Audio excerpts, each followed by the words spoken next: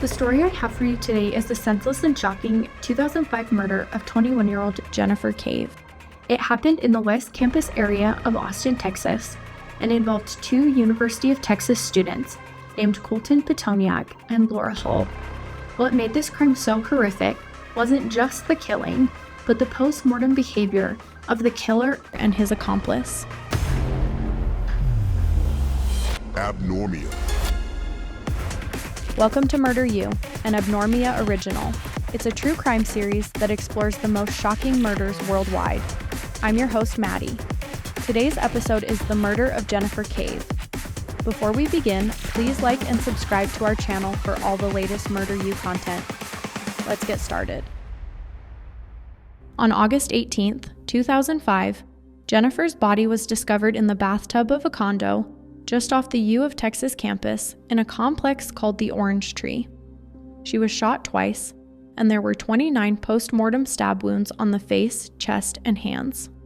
The perpetrators also cut off the head and hands and put the body parts in a garbage bag beside the bathtub.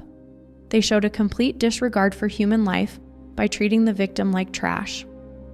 As students moved into their apartments for the fall semester, police used crime scene tape to section off one of the condo units in the upscale complex just west of campus. Word quickly got around that one of the worst crimes in Austin's history had taken place in Unit 88 at the Orange Tree. With no arrests made, West Campus residents were worried a killer was lurking among them. But before I tell you about Jennifer's death, let's talk about her life. Jennifer Cave was born to Charles and Sharon Cave on March 12, 1984. She and her three siblings grew up on a farm in Bishop, Texas. Bishop is a small town of 3,000 people, less than an hour from the Gulf Coast. Jennifer's parents separated when the kids were still young. Despite her biological father not making much effort to see the kids, Jennifer maintained a relationship with him. Jennifer loved animals and enjoyed taking care of the pigs on her farm. Jennifer's younger sister, Lauren, spoke with podcasters Tinu Thomas and Haley Butler for their 7-part series, The Orange Tree, which tells the story of Jennifer's life. I urge you to listen to it to learn more about Jennifer's life.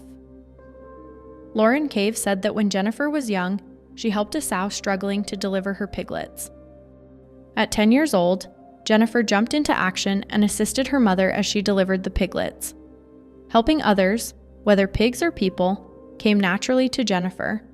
Lauren described the family as very close-knit. They would attend high school football games on Friday nights. Jennifer enjoyed riding her bike around the neighborhood with her siblings.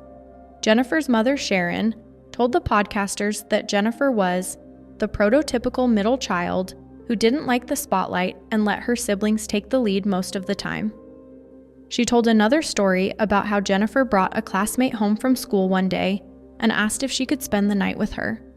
Sharon asked Jennifer if they were even very good friends, and Jennifer replied, "No, but she doesn't have any friends." Jennifer seemed drawn to people in need, but as you'll hear, that empathetic spirit might have played a tragic role in how she died. Jennifer's mother was commuting 40 minutes daily to work in Corpus Christi.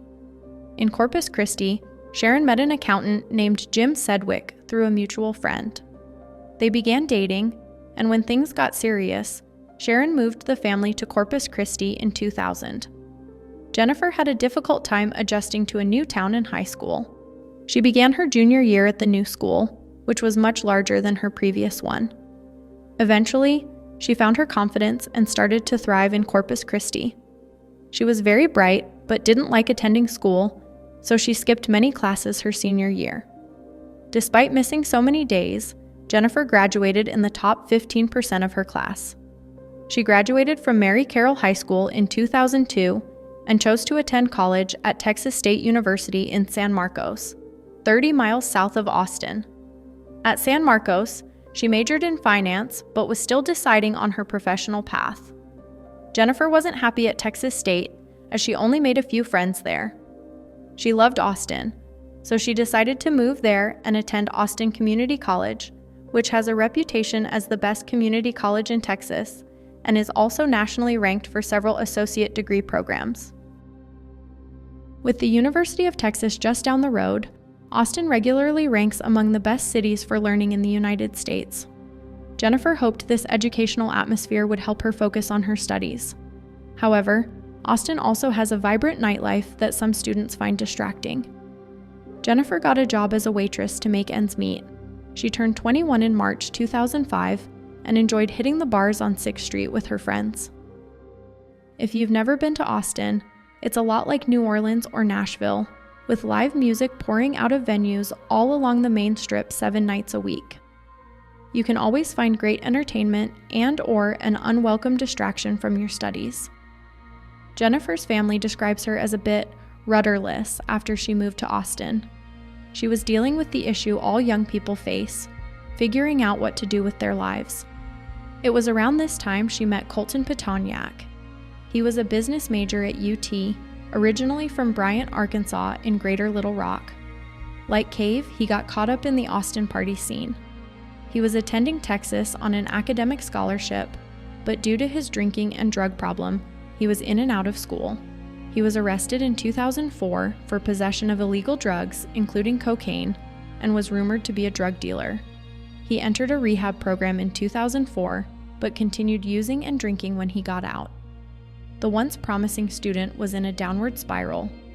Ever the sympathetic friend, Jennifer wanted to help Colton, but on the advice of her friends and family, she didn't hang out with him as much. In 2005, Jennifer was living with her boyfriend, but they broke up, so she moved in with a friend. In August 2005, Jennifer interviewed for a part-time position with a law firm in downtown Austin. They called her back the same day and told her she got the job. After one day working there, they offered her a full-time position. Jennifer was supposed to begin her new full-time position on August 17, 2005. She was ecstatic about her new job. She called her mom and Jim to tell them the good news. Jim had become like a father to her. She looked up to him, and they shared a special connection. Jim helped her through some tough times. He was still concerned about Jennifer, but hopeful she would refocus her life and prepare for her future. On the night of August 16, 2005, Jennifer had no plans of going out. She was in her pajamas by 8:30 p.m., according to her roommate. She asked her roommate to make sure she woke up in the morning.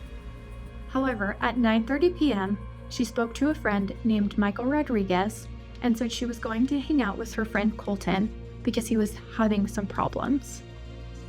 She picked up Colton at the Orange Tree condos and went to a restaurant on 6th Street. The restaurant was closed, so they just ordered drinks. They met with a few of Jennifer's friends, who later said she didn't seem drunk. However, Colton had been drinking and doing Xanax all day and was noticeably drunk, according to later accounts by Jennifer's friends.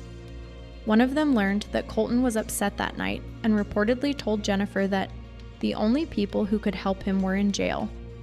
The friends testified that Colton was looking to score some cocaine so he could keep the party going.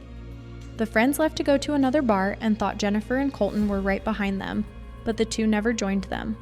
Later, around 1 a.m., Jennifer's friend Michael called her to ensure she was okay. She told him Colton lost his phone and that she was trying to help him find it. While Jennifer was talking to Michael, Colton attempted to break a car window and then urinated on a vehicle. At 1:05 a.m., Jennifer said she would call Michael back, but he didn't hear from her. Nobody knows what happened over the next few hours, but it would forever alter the lives of all who knew and loved Jennifer Cave. Jennifer should have shown up for her first day of work the next day. The law firm called her phone several times and then sent someone to leave a note at her apartment. After waiting to hear from Jennifer all day, around 3:30 p.m., Jennifer's boss called her mother and told her Jennifer had missed work. Sharon knew something was wrong. She knew how excited Jennifer was about this job. She began calling Jennifer's friends. Sharon spoke to Jennifer's ex, but he hadn't seen her. She reached her friend Michael Rodriguez. While on the phone with Michael, Colton called her cell phone back. Colton said he had not seen Jennifer, and Michael told Sharon he was lying. Jennifer's friend Scott Engel called Colton at 6:30 p.m. and confronted him about her whereabouts. Colton said he didn't know where Jennifer was, then ended the phone call by saying, "That bitch is going to get me arrested," meaning Sharon. Sharon continued calling Colton until he finally called her back at 8:34 p.m. and said, "Dude, I am eating pizza with my friends," and again claimed that he hadn't seen Jennifer since the night before. Sharon said she had called the police and they were going to his apartment. Cell phone records later revealed that right after this call, Colton traveled south on Interstate 35 straight to the Mexican border. Sharon was now panicking, so she and Jim drove to Austin. A missing person detective informed her that Jennifer's car was still parked in Colton's condo. Jim and Sharon went to the apartment and banged on the door, but no one answered. An officer from the Austin Police Department arrived, but they explained to the worried couple that there wasn't much they could do. It was a privately owned condo, and the police had no probable cause to enter. Sharon and Jim called a locksmith who couldn't open the door. So, in desperation and fearing for Jennifer's safety, Jim and Sharon unlocked one of the condo windows by chipping out part of the glass. They contemplated a possible trespassing charge, but all that mattered was finding Jennifer. Jim called out to anyone in the condo, but no one answered, so he climbed through the unlocked window. "I'm here to help," Jim called out. "Please don't hurt me. Please don't shoot me. I'm looking for you, Jennifer." Jim used the flashlight from his car to look around the dark studio apartment. The room was in disarray. No one was on the couch, in the bed, or in the kitchen area. Jim found a light switch and turned it on. By that point, Jim had noticed a foul odor. He walked down a short hallway to the bathroom. "I opened that door, and the smell really hits me," Jim later testified.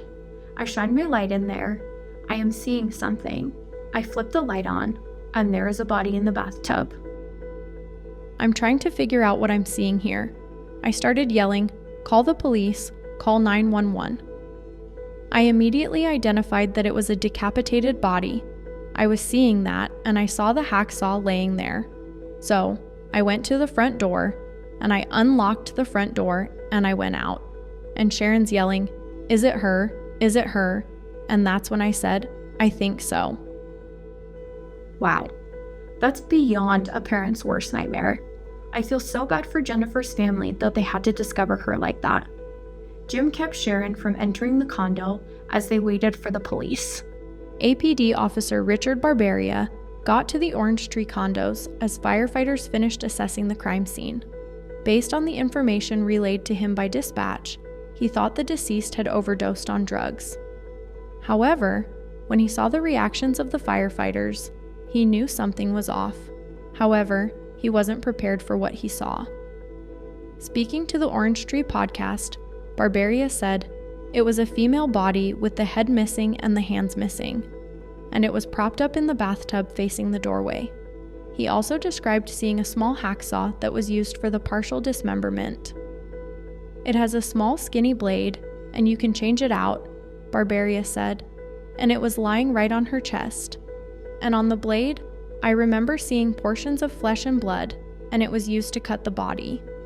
He went on to add, "There was a garbage bag there.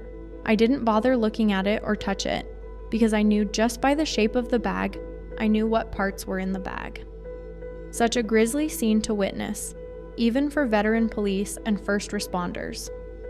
The autopsy of Jennifer's body revealed a single gunshot killed her. The bullet passed through her right arm and re-entered her body through the ribs on her right side. The bullet then passed through her right lung and punctured the aorta, which caused her death within seconds. At least she didn't suffer, but that's of little consolation to her family. The big mystery, aside from the motive, was the condition of the body. Travis County Prosecutor Bill Bishop spoke to 48 Hours and described how Jennifer was found. "As far as murders go, this is a very clean murder. He shot her through the arm, bullet traveled into the chest, through the heart, pretty much killing her instantly. It was the post-murder behavior that made it so grotesque. The mutilation was anger. It wasn't any effort to hide the body or get rid of the body. It was just playing with it like it was a toy," Bishop told correspondent Maureen Maher. In addition to the wound that caused her death, there were 18 stab wounds to the face and neck, and another cluster of 10 stab wounds on the left shoulder and right breast. The medical examiner testified that these were all post-mortem wounds. But that wasn't all. X-rays revealed a second bullet in the severed cranium. The medical examiner said the bullet entered through the severed neck and traveled upward, lodging in the cranial vault. The 2 bullets found in Jennifer's body were fired from a .380 semi-automatic pistol that was found in Colton's car. They also collected 3 cartridge casings from the suspect's apartment. A knife and a machete stained with Jennifer's blood were found in the unit as well. Investigators suspected Colton Pitonyak killed Jennifer, but they were unsure if he acted alone. Evidence found at the scene and cell phone records suggested a second suspect helped cover up the murder. Colton called Laura Hall at 5:59 a.m. the morning of the murder, and the call lasted for 13 minutes. Laura and Colton met at a party in the spring of 2005. She was also a UT student majoring in government, hoping to become a lawyer. Colton called Laura again at 6:57 and 7:24. Police were anxious to speak with Colton and Laura, but the killer couple was nowhere to be found. Colton's phone was traced to the Mexican border, so the authorities there were notified about the arrest warrants for the couple. With the 2 suspects on the run, detectives questioned Jennifer's friends and Colton's neighbors about what they witnessed on August 16th and 17th. Everyone reported that Jennifer did not appear to be intoxicated, but Colton was high and drunk. 2 of Jennifer's friends revealed they overheard the troubled student talking about buying cocaine. Investigators learned that Colton may have also been addicted to speed. Colton either lashed out and killed Jennifer, or, if you believe his unlikely story, it was a reckless accident. Either way, he's responsible for her murder. Only Colton knows what happened in Jennifer's final moments. However, he claims to have no memory of that night. It's a convenient excuse, but not very novel. I believe he recalls more than he admits. Sometime after 3 a.m. that morning, Colton knocked on Nora Sullivan's apartment door. She lived a few doors down from him. Colton told Nora a bizarre story about being in a gunfight with at least 2 Mexicans. He said he fired 2 shots and may have hit someone. Nora noticed he had a gun on him. He removed the magazine from the weapon and asked Nora if he had blood on him. She pointed out a smear on his arm that looked like blood. Colton was coherent enough to lie about why he fired a gun, and he was already trying to cover up Jennifer's murder. On August 23, 2005, a week after Jennifer Cave was killed and mutilated, Colton Pitonyak and Laura Hall were arrested by the authorities in Piedras Negras, Mexico. They were expelled from Mexico, and U.S. Marshals arrested Colton in Eagle Pass, Texas. Laura was released to her father despite being uncooperative with investigators. The following month, she was arrested and charged with the felony offense of tampering with physical evidence and the misdemeanor offense of hindering apprehension. We may never know the whole story about Jennifer's murder. She was shot through the arm and died instantly, just hours before she was to start a new job. Colton and Laura desecrated her body and escaped to Mexico. Jennifer's family discovered her mutilated body in an apartment bathroom just blocks from the UT campus. Although the perpetrators were brought to justice, Jennifer's family never learned why Jennifer was killed. During his trial, Colton said he had no idea what happened that night, but his drug-induced fog began to lift right around the time Laura showed up at his apartment. On the stand, he said, "I can't remember exactly what I told her, but I showed her Jennifer's body." "And what did she say?" the attorney asked. "She just said, 'What are we going to do?'" Except for the murder itself, Colton blamed Laura for almost everything. There's no honor among sociopaths, I guess. In court, Colton said he didn't dismember Jennifer's body. "There's no way I would have done what was done," Colton told the court. But he admitted to killing Jennifer, and he showed zero remorse afterward. It seems Colton had an excellent memory for things that incriminated Laura rather than himself. As you can imagine, the jury wasn't buying the killer's temporary and selective amnesia. On Monday, January 29, 2007, Colton, then 24, was convicted of murder and sentenced to 55 years in prison. During her trial, Laura claimed she only helped Colton out of fear, but her behavior proved otherwise.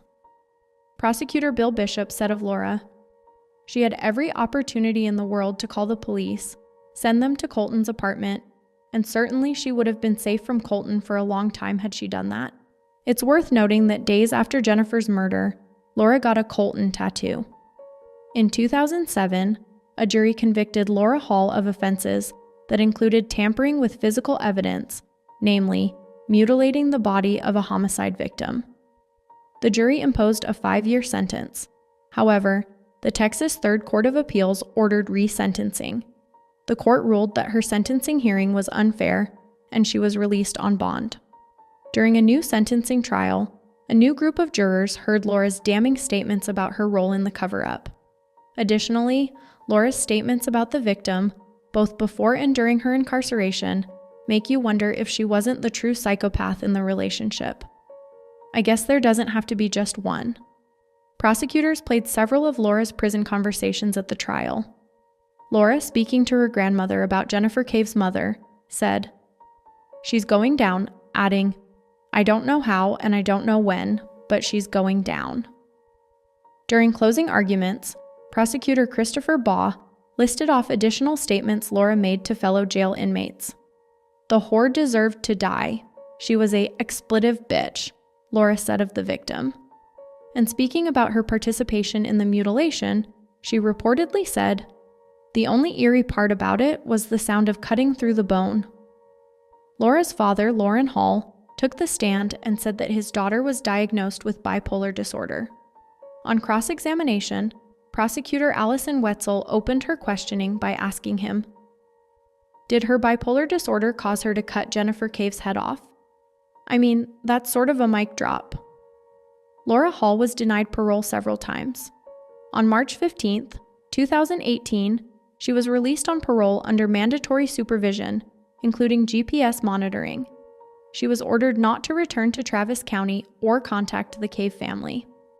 The 2005 murder of Jennifer Cave is one of the most notorious college murder cases we've ever covered.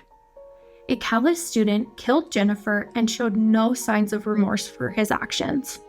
His jealous girlfriend then butchered Jennifer's body and even threatened her grieving family. While the full details of who did what may never be known, we know enough to say that Colton Pitonyak and Laura Hall showed signs of being sociopathic, if not flat out evil. That's it for this episode.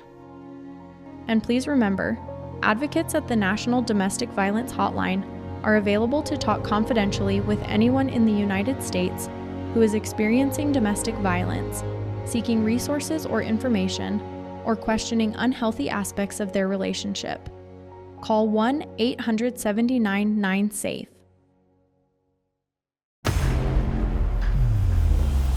Abnormia.